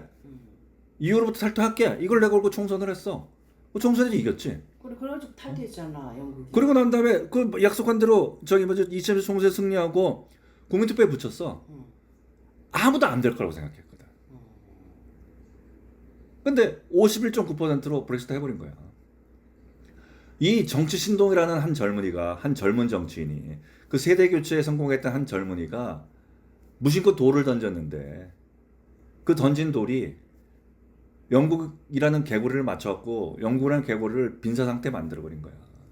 그 영국이 2016년 이후 지금 10년이 넘도록 이 브렉시트에 늪에 빠져가지고 허우적대면서 무엇인가 하나를 제대로 못 해내고 정치는 불안하고 경제는 어려워지고 그렇다고 해가지고 뭐 어떤 그 외국의 난민들이 뭐 저 영국에서 뭐 들어와서 살고 있지 않은 건 아니고. 그리고 혼돈에 빠뜨려져 있잖아. 무엇인가 이 사람이 이 데이비드 카메론이라는 사람이 좀 더 안정적인, 좀 더 어떤 그 점진적인, 그리고 무엇인가를 영국 사회를 발전을 위해서 무엇인가 내세울 수 있는 그런 능력을 갖춘 사람이었다면 젊다라는 게 아니고 앞에서 얘기했던 뭐 리나 칸이라든가 브라이언 디스, 물론 리나 칸이 뭐 연방거래위원회 위원장으로서 모든 걸 다 잘했다. 또 뭐 그 브라이언 디스가 뭐 미국의 국가경제위원회 위원장으로서 모든 걸 잘했다 이런 얘기를 하는 건 아니라고. 근데 이런 사람들이 어떤 젊다라는 걸 가지고 세대 교체가 된 게 아니라 이 사람들이 그 방면에서 전문성과 경험, 능력을 갖고 세대 교체를 이뤄낸 케이스란 말이야. 세대 교체를 이뤄낸 게 아니라 그 사람의 능력이기 때문에 그 자리에 앉았는데 젊은 거야. 그렇지. 근데 영국은 선택한 게 그게 아니거든. 네가 해봐라. 젊은 네가 해봐라. 그거 된 거 같았거든. 그런데 과연 이렇게 이런 세대 교체, 물론 뭐 이러저러 어떤 평가는 다를 수도 있겠지. 뭐 브렉시트 잘했다라고 생각하는 사람도 있을 거고, 브렉시트 안 했으면은 뭐 영국의 경제나 영국의 사회가 더 뭐 처참하고 더 망가졌을 거라고 생각하는 사람도 있을 거고. 그래 막 우리 평가는 지 마음대로 하니까 다들. 그렇지만 한 가지 확실한 것은 데이비드 카메론조차 스스로, 그리고 영국의 보수당조차 브렉시트가 될 거라고 생각하지 않았다는 거야. 당시에 던질 수 있는 가장 포퓰리즘적인 이슈가 브렉시트였던 거야. 그거를 잡아가지고 자기들이 정권을 교체해내고 또 그 다음 총선에서 다수당을 유지하고 하는 데까지 성공한 거야. 그리고 오늘날 보수당의 모습을 봐봐. 오늘날 보수당이 어떻게 되고 있어? 당도 망쳤고. 그들을 몇 번의 총리가 바뀌었어. 총리가 바뀐 이유 자체도 그거야. 브렉시트를 처리하지 못하는 거야. 그래서 그때 다시 총선 쳐가지고 지고, 총선에서 지고. 오늘날 영국 자체도 나라가 그 10년의 세월, 뭐 잃어버린 10년이 될 수도 있겠지. 그렇구나. 근데 그런 상황 속에서 우리도 뭐 젊은이로 세대 교체를 하자? 그러면서 이준석이 얘기했잖아. 이준석이 자기가 뭐 잘한 게 뭐냐라고 할 때 자기가 그랬잖아. 대통령 선거와 지방선거를 자기가 다 이겨낸 당대표다. 이런 당대표를 쫓아냈다는 거 아니야. 맨날 그 소리에. 그런데 생각해봐. 자기가 대통령 선거 때 2번이나 가출했어. 그리고 대통령 선거 때 자기는 안철수랑 단일하지 말라고 그랬는데 안철수랑 결국 단일 안 했으면 어떻게 됐을 것 같아? 졌을 수도 있겠어. 아니 윤석열이랑 누구야? 이재명이랑 0.73%잖아. 이재명 씨가 허경영이랑 단일화했으면 이겼어. 허경영 0.82% 받았거든. 그 다음에 이준석이가 자기가 뭐 세대포위라는 어떤 전략을 썼다는 거 아니야. 20대 60대 팀을 합쳐가지고 그것 때문에 이겼다라고 얘기하는데 20대 남자가 이재명을 지지한 게 36.3%야. 윤석열 지지한 게 58.7%. 이것만 보면은 세대포위는 성공했을 것 같지만 20대 여자가 이재명 지지한 게 58%야. 윤석열 지지한 거는 33.8%라고. 이렇게 서로 나눠 먹는. 서로 그냥 트레이드 오프 하면은 끝이야. 그래. 무슨 세대를 포위를 했어 자기가. 얘가 부추긴 건 그거지. 남녀 간의 갈등. 그 얘야말로 극우 정치인인 거야. 성에 따른 어떤 차별을 강조해냈다고. 그리고 여성 가족도 폐지. 맞아. 이준석이는 극우 정치인 맞아. 얘야말로 그거인 거야. 그래 봐봐 또 자기가 뭐 지방선거도 이겼다라고 했는데 대통령 선거가 5월이었어. 그 지방선거는 6월이야. 당연히 이기는 거야. 맞아. 이거는 문재인이가 지방선거에서 이겼다라고 떠드는 거랑 똑같은 거라고. 문재인이가 지방선거에서 이겼는데 문재인이 잘해서 이겼어? 아니잖아. 지방선거가 내일인데 오늘 뭐 했어? 맞아. 싱가포르에서 김정은이랑 트럼프가 만났어. 그런 상황에서 어떻게 우파가 이길 수 있어? 이게 이제 이준석인 거거든. 그리고 뭐 예를 들어서 봐봐. 이준석이가 뭐 최상병 해병대 최상병 뭐 그 이 사망 사건을 두고 뭐 어떤 그 대한민국의 안보 뭐 얘기하고 그러는데 훗날 따지고 봤을 때 대한민국의 안보가 무너진다고 그러면은 이준석 때문이야. 사병 월급 100만 원. 그게 맞아. 사병 그것도 심각한 것 같아. 아니 사병 월급 100만 원을 만든다 보니까 우리 부사관들 이럴만 나겠어? 지금 200만 원 아니에요? 200만 원인가 100만 원인가 하여간 뭐 그랬잖아. 그 뒤로 뭐 윤석열이가 많이 올려가지고 장난 아니죠. 그게 이준석이 내세운 공약이잖아. 언제 정상이 될까 우리나라가? 그러니까 우리가 이제 이 세계사를 돌이켜 봤을 때 사실은 보면은 이 투표권을 확대하고 또 인종차별을 없애고 그 다음에 보험제도 도입하고 연금제도 도입하고 이런 게 이 사실 이렇게 엄청나게 어떤 그 좌파적인 또 진보적인 것으로 여겨진 이런 정책들 전부 우파가 만들어낸 거라고. 이게 우파가 하는 일이거든. 그 세대 교체 이런 어떤 그 뭐 이런 걸로 무엇인가 어떤 그 바꿔보겠다. 이게 우파가 가져야 될 발상이 아닌 거야. 무엇인가 이렇게 나라를 어떻게 이 어떤 그 좀 더 새롭게 바꿔보겠다. 어떤 정책으로 바꿔보겠다. 어떤 방향으로 나가보겠다. 이런 걸 해내는 게 우파 일인 거지. 젊다고 모든 거 젊다? 그러니까 젊은이 대표 김용태, 김재석, 이준석 이 젊음으로 무엇을 바꿀 건데? 결국 이 젊음으로 포퓰리스트적인 어떤 정책 내세워가지고 대한민국 사회를 앞으로 또 혼란으로 만들어 나가겠지. 그 대표적인 게 그거니까 저기 뭐 그 이 사병들 급여 인상하겠다는 거. 이거야말로 대표적인 포퓰리즘 정책이었던 거야. 그런데 여기서 우리가 통제 탱장을 공영방송답게 박근혜 대통령 이야기로 마무리를 져야지. 박근혜 대통령은 패러다임 시프트를 한다고 그랬잖아. 창조경제. 그것이 힘들고 어려운 길이겠지만은 이렇게 바꿔나가야 된다. 이제 국가가 아니라 국민의 행복한 시대로 나가야 된다. 우리 한번 바꿔보자. 그러면서 비정상을 정상화해보자. 사람들이 했을 때 가장 듣기 싫은 말이었고 왜냐면 나의 기득권을 없애야 되는 것들이니까. 그 무엇인가 어떤 나의 근본부터 허물어져야 되는 일들이었으니까 힘들지만 어려운 길이었겠지. 하지만 이렇게 힘들지만 어려운 길을 제시하는 거 이게 사실은 우파가 해야 될 일인 거거든. 좀 힘들다. 근데 그게 없이 이번 대통령 선거 가지고 어차피 질 거 뻔하니까 이제 세대 교체해보자. 젊은이들 한번 내세워보자. 힘들지만 어려운 길이 있잖아요. 요즘은 안 돼요. 그 트럼프 같은 사람이 나타나기 전까지는 뭐가 안 되는 것 같아요. 왜냐면 옛날에는 박정희 대통령이나 전두환 대통령 그리고 김대중 노무현은 뭐 한 게 없으니까 사실 그러니까 좌파들은 뭐를 한 게 없기 때문에 말할 것도 없어. 근데 우파 대통령들은 옛날에는 우파 대통령이었잖아요. 우파 대통령들을 뭘 하면은 옛날처럼 지방자치제도 아니었고 김대중 때부터 지방자치제였죠. 김영삼. 김영삼? 참. 워낙 반대가 많고 또 시민단체 하면서 이런 것도 많이 생기고 해가지고 뭘 하나 결정을 하면은 그거를 진짜 웬만해가지고는 지도자가 해낼 수가 없어. 반대 세력이 너무 많아가지고 그리고 이해관계가 너무 많아가지고 하다못해 봐봐요. 땅 같은 것도 뭐 도로를 하나 해도 옛날에는 허허 벌판이니까 땅 주인들 옆으로 해가지고 도로를 쭉 내면 돼. 건설을 하면 돼. 요즘 다 막 집들이 많고 이러니까 하나하나 다 정리를 해가지고 도로를 내야 되잖아요. 비용도 많이 들고. 그러니까 박근혜 대통령이 제시하는 그 우파가 제시하는 거는 참 맞는 길인데 지금 우리나라처럼 이렇게 자기 목소리 내는 사람이 많아가지고는 그게 가능하겠어요.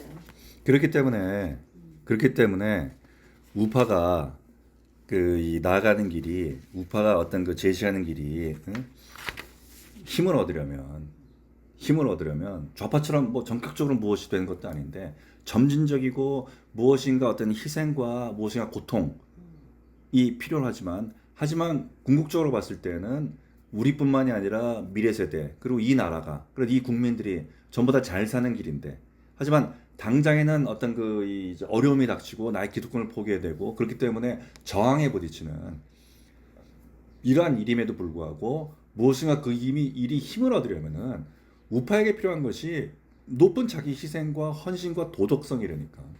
그렇긴 하지. 생각해봐봐. 양평고속도로 지금 도로 얘기하셨는데 양평고속도로가 안 된 이유가 뭐야?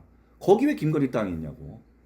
그러니까 박근혜 대통령은 그 고레일 처음에 딱 들어가지고 고레일 개혁 딱 하고 또 한참 잘 나갈 때는 나 그 신문 본 기억나거든요. 경향신문에서 뭐 박근혜 대통령이 몽둥이 딱 들고 하나씩 좀 패는 거야. 그래가지고 다음 나와봐. 그 누구 만평가 그런 걸 해놨더라. 그 다음 나와 하면서 박근혜가 딱 몽둥이 들고 있는 거였어. 고레일 개혁했고 연금 개혁했고 통진당 없앴고 북한의 개성공단 딱 해가지고 차단해버리고 이렇게 실천적으로 하나씩 다 해나갔거든요. 근데 박근혜 대통령이 그렇게 할 때는 박근혜 대통령이 아무런 그 이해관계나 뭐 진짜 노블리스 오블리제니까 완전히. 그러니까 이제 거기다가 이제 뭐 다른 거 들이댈 수가 없는 거지. 노블리스 오블리제 박근혜 대통령이 하는 건 오로지 나라와 국민과 국가를 위해서 하는 거지. 어떤 이권이 개입돼 가지고 양평 도로를 하는 게 아무 그 도로가 필요해서 하는 거지. 아무 들이댈 게 없으니까 박근혜 대통령을 칠 수가 없는 거지. 그죠? 그런 힘이고 자기가 청렴하고 어떤 결단을 할 수 있는 지도자가 하면 되는데 그러니까는 저렇게 박근혜 대통령을 어떻게 할 수 없으니까 기득권들이 사기로 저런 짓을 하는 거지. 안 그러면 끌어내릴 방법이 없으니까. 그런 어떤 이제 박근혜 대통령처럼 어떤 이 사리 사욕이나 혹은 뭐 어떤 나의 어떤 기득권, 이익 이런 챙기기가 아니라 저기 장래를 봤을 때 지금은 힘들고 어렵지만은 우리가 해야 할 길이다라고 하면서 무엇인가를 이제 추진해 나갈 때 그것이 이 국민들의 어떤 지지를 받기 위해서는 왜 우파가 도덕적이어야 되고 품격이 있어야 되고 자기 희생과 헌신이 있어야 되는가라는 게 보여지지만 이런 길이 아니라 트럼프 말씀하셨는데 앞으로 지난번에 우리가 그런 얘기 한 적이 있었는데 앞으로 한 10년간은 전 세계에서 극우라는 집단이 지금의 기준으로 봤을 때 극우라는 집단이 우파의 주류색이 될 거다라고 얘기했었잖아요. 그런데 트럼프는 물론이고 헝가리라든가 유럽의 극우라는 집단들은 그 사회에서 포퓰리스트적인 그런 어떤 정책들을 내세우는 것이 아니라 그 사회가 갖고 있는 역설적이지만은 가장 취약한 지점들 또 그 사회가 갖고 있는 가장 큰 불만들 그 불만들을 우파적인 방식으로 공격해 들어가고 있다고. 우리도 그런 사람이 있었으면 좋겠어. 그런 사람은 있으면. 아니 차라리 윤석열한테 그런 걸 기대했던 거 아니야. 윤석열은 우파가 아니니까. 윤석열 우파 아니야 걔는. 뭐. 근데 윤석열한테 그런 것들을 사실 기대했던 게 있지. 네가 뭘 잘하라는 건 아니다. 문재인이가 뒤집어 놓은 거 바로만 세워놔라. 우파 좌파도 아니고 자기 개폰파야 걔는. 그랬는데 윤석열이 한 게 하나도 없잖아. 근데 사실 트럼프가 하버드 대학교에 니들 지원 끊을게 라고 얘기하는 거 있잖아. 그러니까요. 너희들이 그 다양성, 그 다음에 어떤 DEI, 뭐 포용, 또 뭐 어떤 평등 이런 정책을 하려면 니들 돈 갖고 해. 그러니까 말이에요. 근데 왜 국민이 낸 세금으로 니들 왜 그런 걸 기본해가지고 학생들을 뽑고 교수들을 뽑고 그래? 그럼 니들 돈 갖고 해. 트럼프 얘기한 건 그거잖아. 지원 끊어. 우리는 대학에 쏟아붓는 돈들이 얼마나 많아. 우리나라도. 근데 그런 거에 대해서 한마디 얘기를 하나? 없지. 자기들끼리 나눠 갖고 있는 거거든. 교육부 공무원들이 대학 국립대학에 어떤 일정 어떤 직원으로 가잖아. 그래서 서로 교류를 한다고 서로 나눠 먹게 하는 거지. 돈 뺏어 먹기 싸움, 국민 세금 뺏어 먹기 싸움. 거기에 대해서 한마디를 했냐고. 지금 대한민국의 어떤 국방을 강화하기 위해서 필요한 게 사병들 월급 올려주는 거야? 아니잖아. 그러니까는 근데 어쨌든 지도자가 하나 나타나야지 해결이 되지. 지도자가 없이는 해결이 안 되잖아요. 그러니까 두 가지 방식 중에 하나라는 거라지. 지금 무엇인가 어떤 박근혜 대통령 같은 사람이 나타나든가 아니면 트럼프 같은 사람이 나타나든가. 트럼프 같은 사람이 이게 지금 우파가 바라보고 나아갈 길인데 세대 교체도 되겠냐는 거지. 김용태 같은 애, 김재석 같은 애, 이준석이 같은 애. 당연히 안 되지 그거는. 근데 이런 식으로 지금 이제 대통령 선거 끝나고 나면 이런 식으로 이제 나갈 거라니까.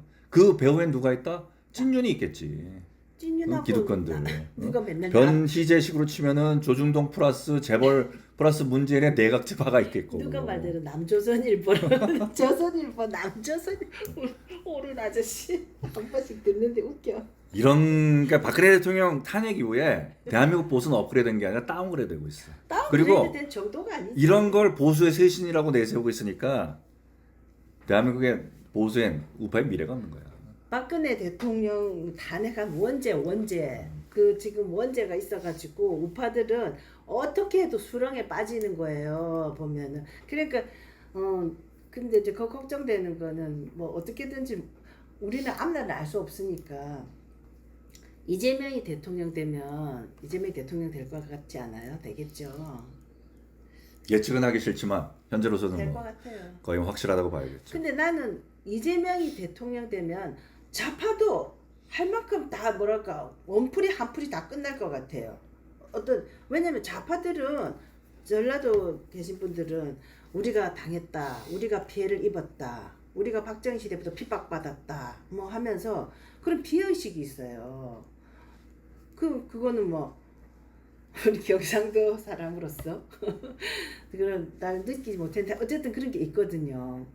그런데 사실적으로 그런 것도 있고 보면은 이제 노무현도 했고 다 했죠. 그러니까 박정희 대통령이 이룬 성과나 업적을 아이고 뭐 18년 했으면 나도 18년 하면 그 정도 할 수 있다. 뭐 그때 그 시절에 내가 태어났으면 나도 할 수 있다. 이렇게 모든 거를 폄하한단 말이에요. 그 사람들이 인정을 안 해. 이승만도 인정 안 하고 아무도 인정을 안 해. 좌파들은. 나는 그런 생각 들어요. 자기네들도 촛불혁명 해가지고 문재인 세워가지고 어떻게 됐어? 강남에 살던 애가 관악구로 이사 가야 된다고 걱정했잖아요. 그렇거든요, 보면. 그러니까 뭐라고 말은 못하고 가만히 있어. 노무현 뭐라고 그러면. 이제 그거보다 더한 게 올 수도 있다는 거지. 이재명이가 되면. 그 이재명이가 대통령 되면은 좌파들로서는 다 장악한 거잖아요, 세상은. 대한민국은 다 자기 거잖아, 이제. 이재명 대통령 되면 아닌가? 그 이재명 대통령 돼가지고 좌파가 완전 주류잖아, 이제는. 그래서 박정희 대통령보다 더 훌륭한 성과를 한번 거둬보라 그러지 뭐. 조금 전반적인 취지엔 동의하는데 조금 다르다고 생각하는 게 뭐냐면은 지금 그 호남의 한을 말씀하셨는데 나는 김대중, 노무현, 문재인 15년 내 집권 기간 동안에 호남의 한은 다 풀렸다고 생각해요. 호남 한은 다 풀렸을 거예요 아마. 그리고 뭐 호남이 자기들의 상징으로 내세우고 있는 5.18도 이제 대한민국의 정신이 됐잖아. 헌법 전문회까지 이제 넣어야 된다라고 얘기했고, 그 다음에 그 노무현, 그 김대중 이후로 호남 지역의 어떤 그 서해안 개발, 특히 이제 중국과의 관계를 통해 가지고 그래서 새만금도 뭐 했고, 그 다음에 원래는 이제 부산을 그 하나의 어떤 그 대표 항만으로 만들려고 했는데 부산과 광양 투포트 시스템 이래가지고 그 광양도 뭐 개발을 했고, 그리고 뭐 이 뭐 군산 뭐 산업단지라든가 뭐 등등등등 많은 어떤 그 자원과 물자와 재정이 투입됐지. 그러니까. 그걸 통해 가지고 나는 호남의 한은 사실상은 다 풀렸다고 생각해요. 아직까지도 미흡하다고 생각하는 분들이 있으면 모르겠지만은 뭐 그럴 수도 있겠지. 뭐 니들은 뭐 몇십 년 해먹었는데 우린 고작 15년 가지고 뭐 그렇게 얘기할 수 있는 분들도 있겠지. 근데 그냥 객관적으로 얘기하면 나는 뭐 경상도 사람도 아니고 호남 사람도 아니고 나는 경상도 사람이에요. 어쨌든 이 저기 뭐지 그런 사람의 입장에서 객관적으로 보면은, 그리고 내가 이 호남이나 이런데 이제 이 여행을 하거나 뭐 일 때문에 해서 왔다 갔다 해보면은 옛날과 많이 틀려졌거든. 맞아요. 1990년대에 전주를 처음 갔을 때 내가 진짜로 깜짝 놀랐었지. 90년대가 80년대. 90년대도 마찬가지지만 초반도 이런 도시였구나, 전주가.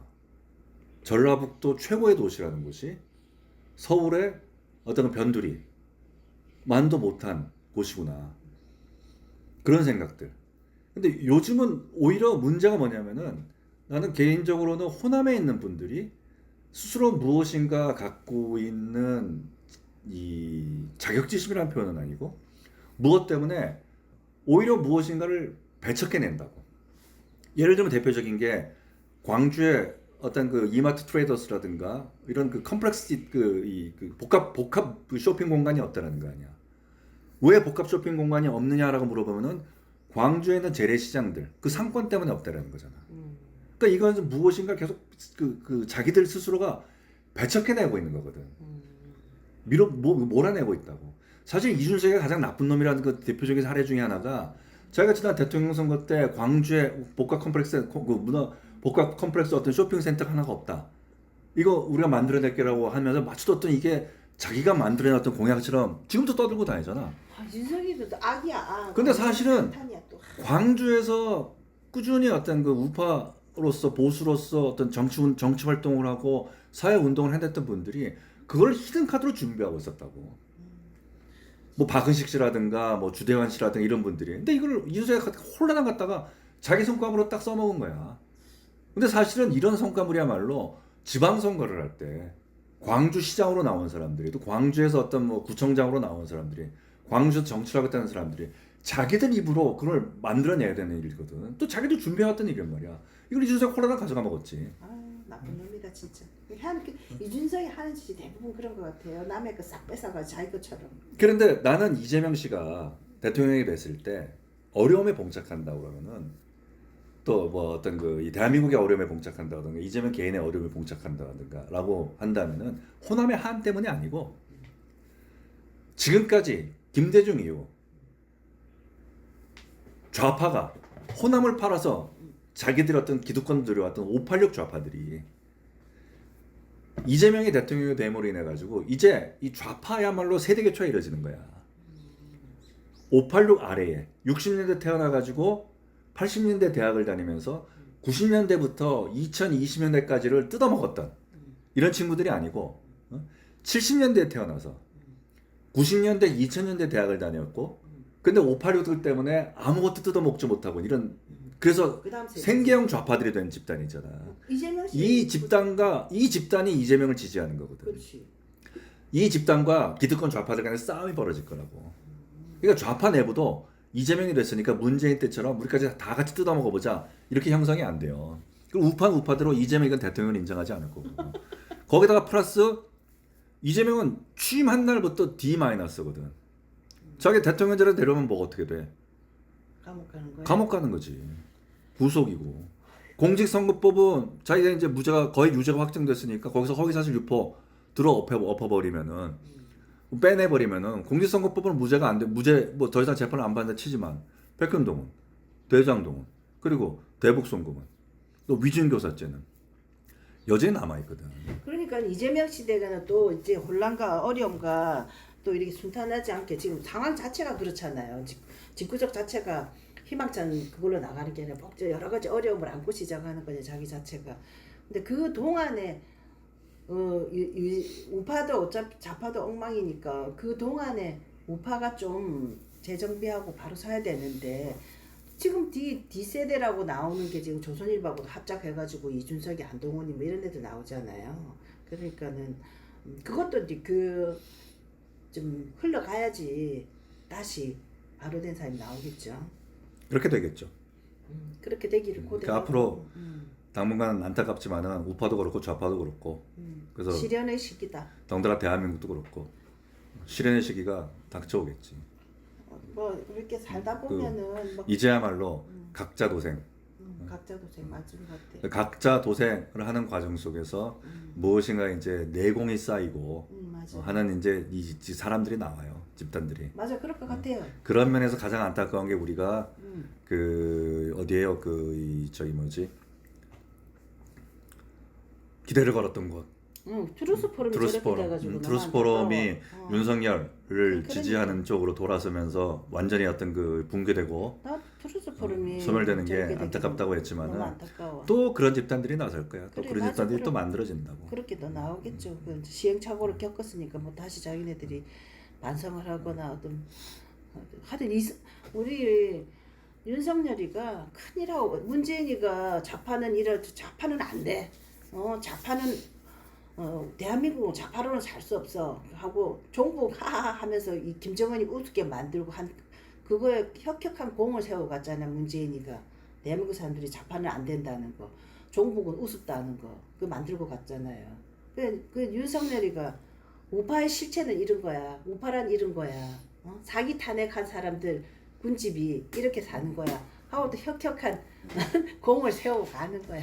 그런 면에서 코로나가 아니었으면 사실은 문제는 탄핵이었는데 코로나 때문에 문재인이 탄핵되지 않은 거 그게 참 다행스러운 대한민국으로 해서는 참 다행스러운 일이죠. 그리고 이제 이재명은 이렇게 되면은 우파는 당연히 첫날부터 대통령을 인정하지 않는다고 그럴 거고 좌파는 내부에서 이제 586 기득권과 그 밑에 70년대 태어났던 생계형 좌파들 간의 기득권 싸움이 벌어질 것이고 그런 그 와중에 이재명은 스스로 초조해지고 날이 가는 것 자체가.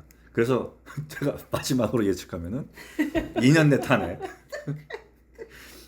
이상 이렇게 될 것이다. 마무리하겠습니다. 네.